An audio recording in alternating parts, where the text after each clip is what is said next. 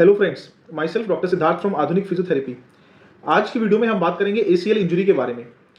ये नी के केस में एक बहुत कॉमन इंजरी होती है, एंटीरियर क्रूशिएट लिगामेंट हम बोलते हैं, जो स्टार्ट होता है हमारी फीमर से, पोस्टीरियर एस्पेक्ट्स ऑफ फीमर, मतलब फीमर जो ऊपर वाली बोन होती है घुटने में, उसके पीछे की तरफ से शुरू होता है, जैसा आप ऊपर इमेज में देख पा रहे होंगे, और आगे की तरफ मूव करता है और नीचे की जो हमारी टिबिया बोन होती है उसमें अटैच होता है। तो नॉर्मली इसकी इंजरी होने के मोटा मोटा से अगर हम कारणों की बात करें तो ज़्यादातर एकदम सडनली हम जंप करते हैं या सडनली स्टॉप करते हैं जिसमें साथ में ट्विस्टिंग हो गई है, तो इंजरी होने के चांसेस रहते हैं। या कोई डायरेक्ट हिट हो जाता है, जैसे आप कोई एक्सीडेंट का शिकार हो गए हैं, या कोई ऐसी आप कॉन्टैक्ट गेम खेल रहे हैं जैसे फुटबॉल हो गया, जिसमें कि दूसरे प्लेयर की वजह से आपको इंजरी लग गई है, तो वो भी एक रीजन बनता है। या हाइपर एक्सटेंशन इंजरी भी बनती है, कई बार अचानक से पैर बहुत ज़्यादा सीधा एकदम स्पीड में हो जाता है, तो उससे भी आपको एसीएल में इंजरी होने के चांसेस रहते हैं। तो एसीएल जो होता है हमारे घुटने का बहुत ज़्यादा इंपॉर्टेंट लिगामेंट होता है। इसके अंदर एक्चुअली प्रोप्रियोसेप्टर्स होते हैं जो कि हमारे ब्रेन को बैलेंसिंग में हेल्प करते हैं, नी की स्टेबिलिटी को मेंटेन करने में हेल्प करते हैं। इसके अलावा एक एफरेंट आर्क भी होती है जिसमें ये हमारे ब्रेन को सिग्नल भेजता है, जिसकी वजह से घुटने के आसपास की जो मसल एक्टिविटी होती है वो कंट्रोल होती है। तो वेरियस रिसर्चेस से साबित हो चुका है कि एसीएल इंजरी के केस में ये जो एसीएल आर्क होती है ये अफेक्टेड हो जाती है, जिसकी वजह से घुटने के आसपास की जो मसल्स होती हैं उनकी एक्टिविटी भी वीक हो जाती है, तो वो मसल वीक हो जाती है नॉर्मली। इसके अलावा अगर हम बात करें तो एसीएल की इंजरी के साथ में ज़्यादातर बाकी लिगामेंट्स में भी इंजरी होने के चांसेस रहते हैं, या नी के कार्टिलेज में इंजरी हो जाती है, या मेनिस्कस होता है उसमें भी साथ में इंजरी होती है। तो जिसकी वजह से धीरे धीरे नी के अंदर डिजेनरेटिव चेंजेस आने स्टार्ट होते हैं, और आर्थराइटिस जो होता है, जो ऑस्टियोआर्थराइटिस होता है, जो नॉर्मली एज के साथ में आता है, वो नॉर्मल केस के मुकाबले जल्दी आ जाता है। तो इसलिए एसीएल एक बहुत इंपॉर्टेंट लिगामेंट है, और इसकी इंजरी को हमें नज़रअंदाज नहीं करना चाहिए, और उसको प्रॉपर्ली डायग्नोसिस जरूर करना चाहिए। अब एसीएल इंजरी को डायग्नोस करने के लिए फर्स्ट ऑफ ऑल तो आप उसके सिम्टम्स के बारे में बात कर सकते हैं। तो सबसे इंपॉर्टेंट सिम्टम है कि नी पे स्वेलिंग आएगी और आपको मूवमेंट में प्रॉब्लम आएगी, आप पैर को पूरी तरह मोड़ नहीं पाएंगे और पूरी तरह सीधा नहीं कर पाएंगे। तो अगर हम होम ट्रीटमेंट की बात करते हैं तो आप इनिशियल आपको कोई भी इंजरी हो रही है तो आप हमेशा याद रखिए राइस, RICE, यानी आप पहले रेस्ट पे फोकस कीजिए, आइस लगाइए उस जगह पे, हीटिंग बिल्कुल नहीं देनी है इनिशियल स्टेजेस के अंदर, एटलीस्ट 48 आवर्स। उसके बाद उसको कंप्रेशन देना है पार्ट को, ताकि स्वेलिंग ना बढ़े। प्रॉपर आप कंप्रेशन डिवाइसेस यूज कर सकते हैं, और पार्ट को एलिवेट करके रखिए विद प्रॉपर सपोर्ट। हवा में नहीं लटकाना आपको, बट उसको प्रॉपर पिलो वगैरह यूज करके आप उसको एलिवेट करके रखिए। तो इनिशियली अगर आपको इन चीज़ों से आराम लग रहा है तो ठीक है, अदरवाइज आप प्रॉपर मेडिकल प्रोफेशनल की हेल्प लीजिए। तो एसीएल को डायग्नोस करने के लिए हमारे पास फिजियोथेरेपी में कुछ स्पेशल टेस्ट होते हैं जो हम कॉमनली यूज करते हैं, जैसे एंटीरियर ड्रॉ टेस्ट होता है, लैशमैन टेस्ट होता है, या पाविट शिफ्ट टेस्ट होता है। इसके अलावा हम इसको एक्सरे और एमआरआई या फिर अल्ट्रासाउंड के थ्रू भी डायग्नोस कर सकते हैं। एक्सरे में हमको क्लियरली लिगामेंट विजिबल नहीं होगा, बट हम बोनी इंजरी को रूल आउट करने के लिए करते हैं। एमआरआई के केस के अंदर हम लिगामेंट की इंजरी को प्रॉपर तरीके से देख सकते हैं, और उस पर कौन सी ग्रेड की इंजरी है वो भी देख सकते हैं। और आजकल लेटेस्ट मस्कुलोस्केलेटल अल्ट्रासाउंड हम यूज कर रहे हैं, जिसमें हम नी के फंक्शन को भी साथ में इवैल्यूएट कर सकते हैं। अब एसीएल की जो इंजरी होती है उसको हमने 3 ग्रेड्स में डिवाइड किया, 1, 2 एंड 3। तो ग्रेड 1 जो होता है उसमें सिंपल एसीएल का स्ट्रेच है कि उसकी स्ट्रेचिंग हो गई है, बहुत माइक्रो टियर हो रखा है, पर नी की स्टेबिलिटी में कोई ज़्यादा डिफरेंस नहीं आता है। सेकेंडली ग्रेड 2 के अंदर होता है कि उसके अंदर पार्शियल टियर हो गया है, तो आपको उसको एक्टिव इंटरवेंशन देने की जरूरत पड़ेगी और प्रॉपर फिजियो रिहैब की जरूरत उसके अंदर पड़ेगी। एंड ग्रेड 3 जो होता है उसमें कंप्लीट टियर हो गया, जो लिगामेंट के पार्ट्स हैं बिल्कुल सेपरेट हो गए हैं, तो वहाँ पे रिहैब से कुछ भी नहीं होगा, आपको अगर सर्जिकल इंटरवेंशन करना ही पड़ेगा।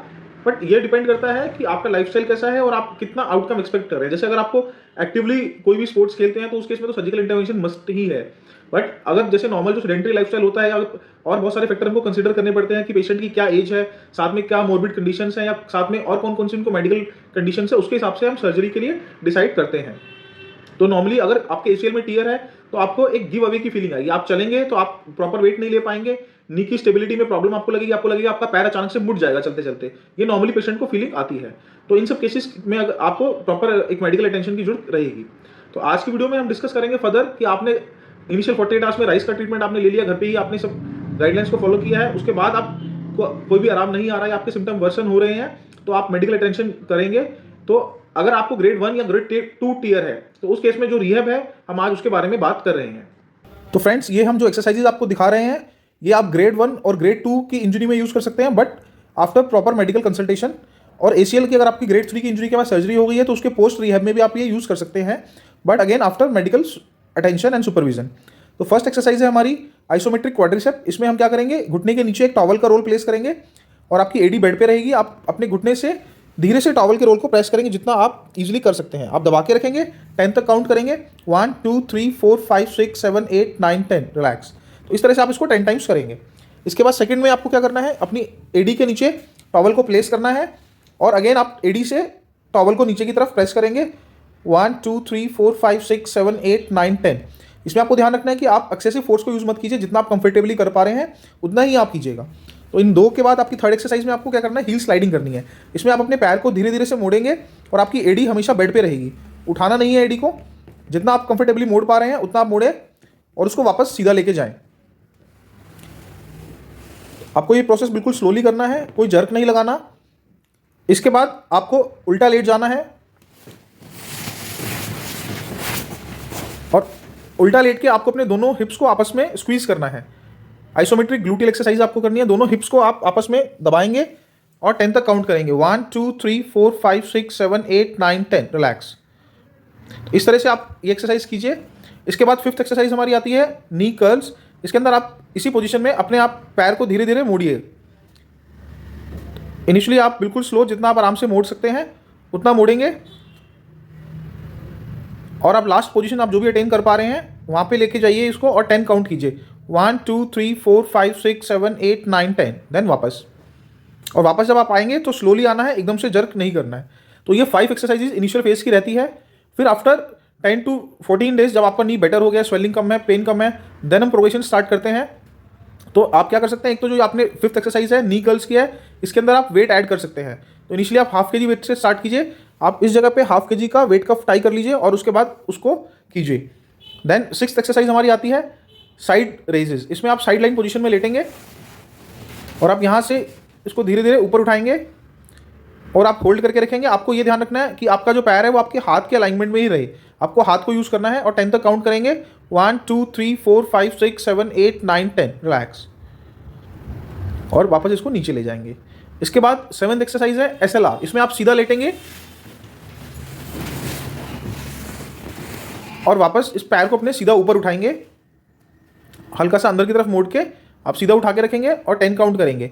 30 डिग्री लगभग आपको उठाना है। तो आप ये मान लीजिए 3 से 4 इंच आपको ऊपर उठाना है। 1 2 3 4 5 6 7 8 9 10। रिलैक्स। फ्रेंड्स, इसके बाद हमारी 8th एक्सरसाइज आती है नी एक्सटेंशन। इसमें आप सिटिंग पोजीशन के अंदर बैक को सीधा रखेंगे और जो आपका इफेक्टेड पैर है, जैसे इसमें हमने राइट पैर को लिया हुआ है, तो आप इसको सीधा उठाएंगे और अपने पंजे को अपनी तरफ खींच के रखेंगे और 10 काउंट करेंगे। 1 2 3 4 5 6 7 8 9 10। देन वापस रिलैक्स। तो ये जो 7th एक्सरसाइज हमने SLR बताई है और जो ये 8th है, इसमें टाइम के साथ में प्रोग्रेशन में आप वेट कफ ऐड कर सकते हैं, बट वो अंदर मेडिकल गाइडेंस ही आपको करना है। इसके बाद हमारी 9th एक्सरसाइज आती है हील रेजेस। इसके अंदर आप साइड से अपने एडियो को ऊपर की तरफ उठाएंगे, बट ये विद सपोर्ट आपको करना है। तो आप बेड का या घर पे कोई भी आप स्लैब का यूज़ कर सकते हैं। दोनों एडी को धीरे धीरे उठाएंगे, बैक को आपको सीधा रखना है। जितना मैक्सिमम आप ऊपर उठा सकते हैं उतना ऊपर उठाएंगे और 10 तक काउंट करेंगे। 1 2 3 4 5 6 7 8 9 10। रिलैक्स। वापस स्लोली नीचे चले जाएंगे। और 10th एक्सरसाइज हमारी है मिनी स्क्वैट्स। इसमें आप क्या करेंगे, विथ सपोर्ट ओनली, सपोर्ट के साथ में पैरों को धीरे धीरे मोड़ेंगे जितना आप आराम से कर पा रहे हैं, पर ये वेट बेयरिंग स्टार्ट करने के बाद करना है। तो इसके लिए मेडिकल सुपरविजन बहुत ज़रूरी है। और आप 10 तक काउंट करेंगे। 1 2 3 4 5 6 7 8 9 10। देन वापस ऊपर की तरफ आप आ जाएंगे। तो ये 10 एक्सरसाइजेज हैं नॉर्मली हम लोग यूज़ करते हैं। सो फ्रेंड्स, ये 10 एक्सरसाइजेज हैं जो हम एक नॉर्मल रिहैब में ज़्यादातर यूज़ करते हैं। बट जैसा मैं हमेशा बोलता हूँ कि रिहैब प्रोग्राम हमेशा पर्सनलाइज होता है, तो आई विल एडवाइस कि आप हमेशा एक मेडिकल सुपरविजन के अंदर अपना प्रोग्राम को डिज़ाइन कीजिए और उसको फॉलो कीजिए। ये वीडियो सिर्फ हम आपकी हेल्प के लिए बना रहे हैं। इसके अलावा अगर आप पूरा पैर नहीं मोड़ पा रहे, चाहे ग्रेड 2 टियर के केस में भी या सर्जरी के बाद भी, तो उसके लिए नी की ROM एक्सरसाइजेज अलग होती हैं, जिसके लिए आप हमारे चैनल पर ROM एक्सरसाइजेज के लिए हमने एक वीडियो बनाया है, वो आप देख सकते हैं। Thank you.